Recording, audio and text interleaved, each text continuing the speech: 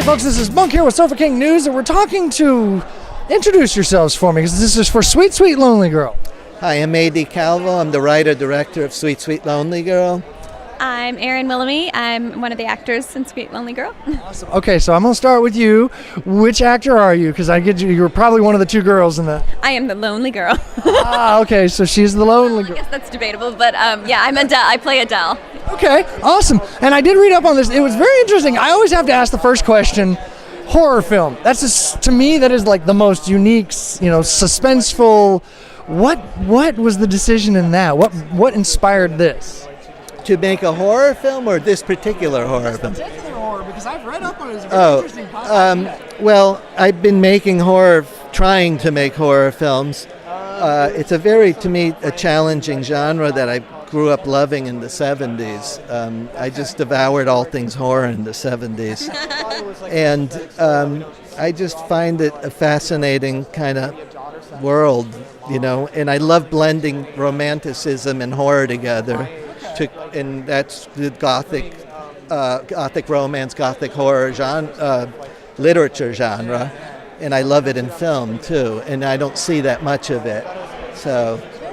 So is this your first horror suspense thing? It is. Okay, and what was it like going into this, knowing that, you're going to have to become a scream queen, as they call them now? It was fascinating because it's such a character-driven horror film. And I personally have a hard time watching gore, and this isn't one of those. Yeah, right? And so this was neat because I was able to be a part of this horror film community, but with a sort of suspenseful thriller, psychological type of drama.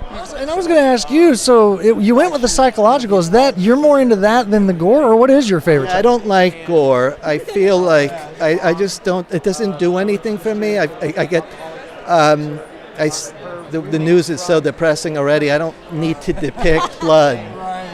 But I do need to depict an otherworldly environment that hints at the possibility of an afterlife, because I don't know, I find that very fascinating, and it's not like and I don't even know if I believe in that, but I find it a fascinating place to explore, and to be able to depict that world or netherworld with visuals is very intriguing to me. Awesome. Now, was there anything in the script that you read and just went,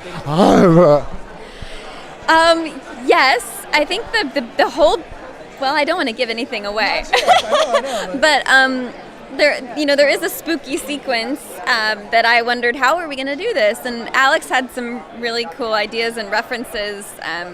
He had us watch a list of films to help get into the idea of what was going on. Okay.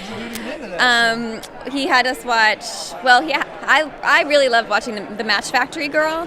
It just gave me sort of an idea of where she is psychologically by the end. And then what was the one of A Burnt Offering? Oh, Burnt Did you already Offering. mention that? Yeah. With That Karen one was Black very helpful. from the 70s.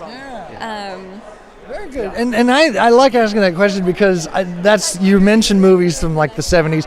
I'm into the same ones you are, the thrillers, because my friends always loved show me Freddy and Jason, and I was just like, Yeah, we grew up with watching masterpieces like, to me, Rosemary's Baby, Polanski is just an incredible film that's timeless, and I can watch it over and over again. I'm just in awe of that kind of filmmaking.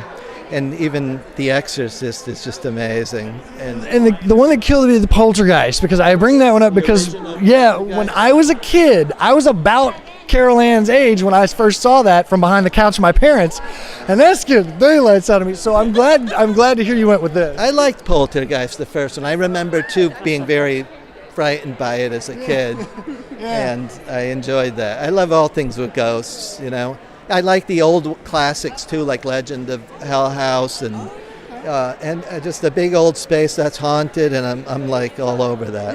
That's awesome. Well, I look forward to catching this one. Thank you so much for talking with me. Good luck to the both of you. Ladies and gentlemen, this is Monk with Sofa King News and McCourt Entertainment at the Dallas International Film Fest 2017.